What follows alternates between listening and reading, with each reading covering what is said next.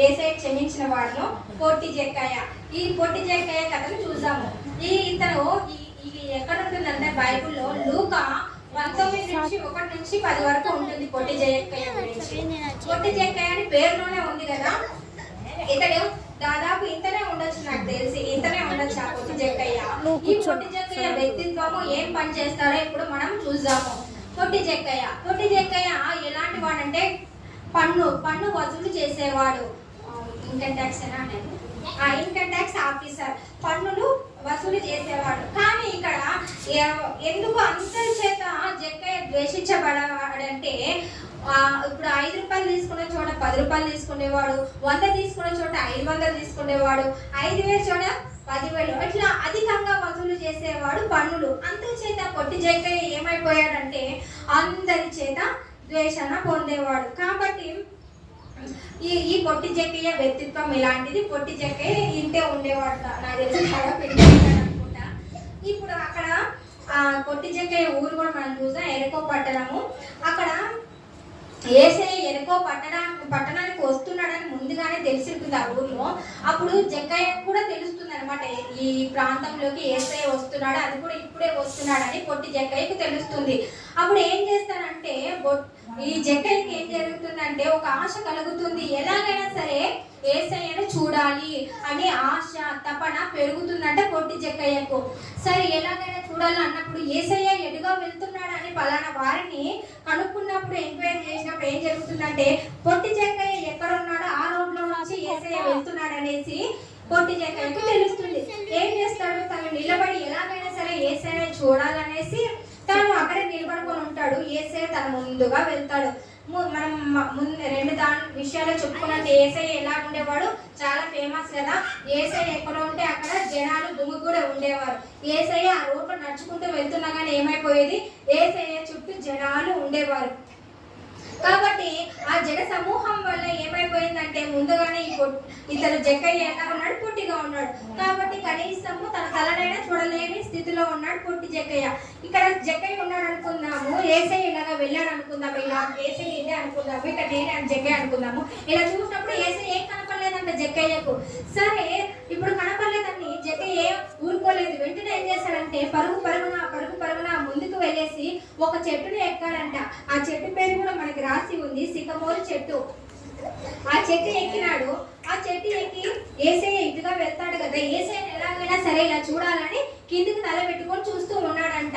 అప్పుడు యేసయ్య అక్కడ వెళ్తూ వస్తూ ఉన్నాడు. కరెక్ట్ గా జక్కయ్య ఎక్కిన చెట్టు దగ్గరకే వచ్చి నిలబడ్డాడు.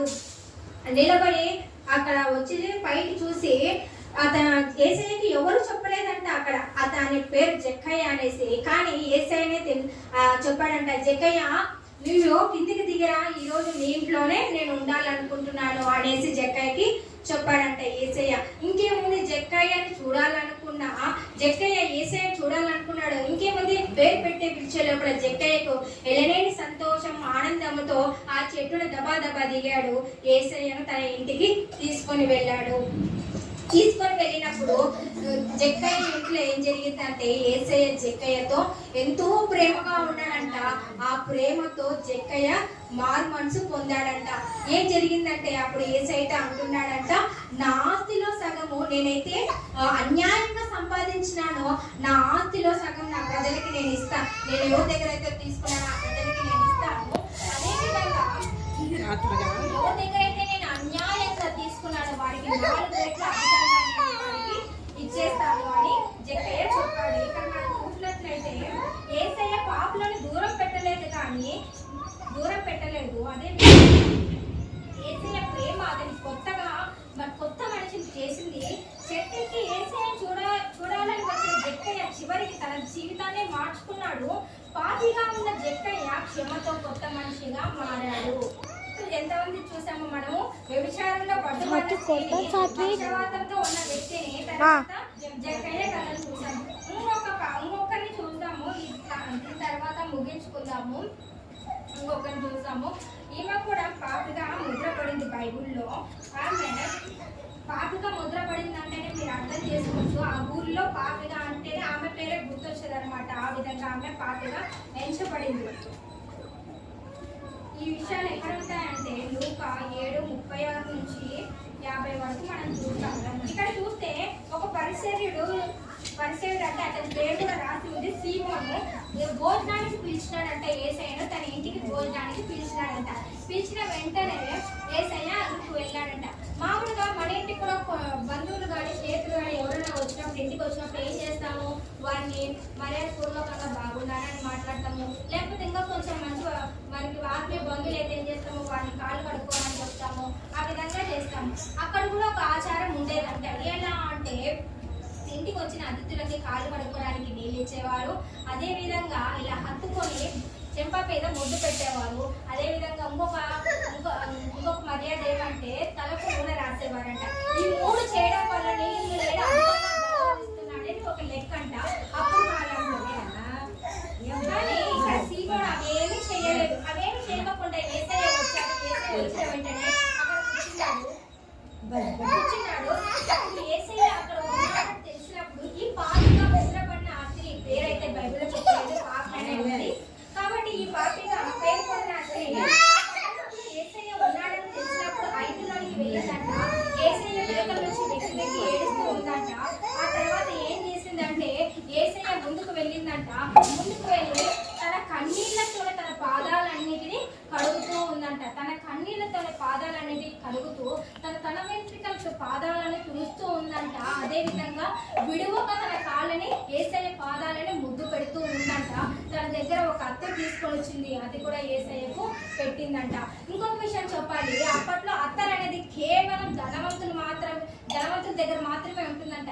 అత్తరు వాళ్ళ దగ్గర ఉందంటే మీరు ధనవంతులు అని లెక్క. ఇప్పుడు మన ఇంట్లో ధనవంతులు అంటే ఏముంటుంది, ఇల్లు, కారు, బంగారు ఉంటే ధనవంతులుగా ఎంచుతాం. కానీ అప్పట్లో అత్తరు గుడ్డి ఉంటే వాళ్ళ దగ్గర ఒక ధనవంతుల కింద లెక్క అనమాట. ఈ అంత విలువైన దాన్ని తీసుకొని వచ్చి యేసయ్యకు సమర్పించింది ఆమె.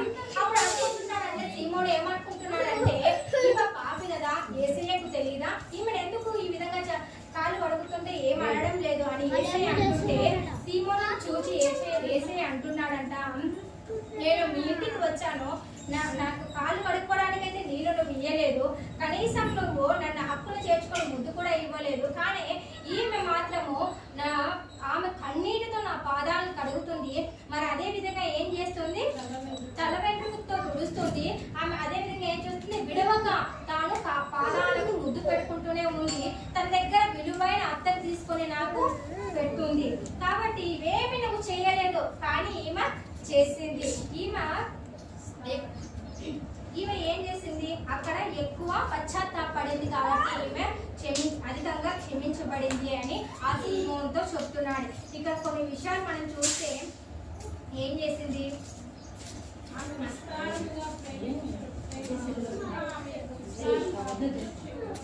కొన్ని మాటలు చూద్దాం ఆమె గురించి. ప్రజలు ఆమెను పాపి అని తీర్పు తీర్చారు, కానీ యేసయ్య ఆమె కన్నీళ్ళని చూశాడు. ఆమె మాటలు మాట్లాడలేదు. ఆమె ఒక్క మాటలు మాట్లాడిందా అంటే ఒక్క మాట కూడా మాట్లాడలేదు. ఆమె కన్నీళ్లు మాట్లాడాయి. ఆమె యేసయ్య పాదాల వద్ద వంగినప్పుడు ఆమె జీవితం నిలబడింది.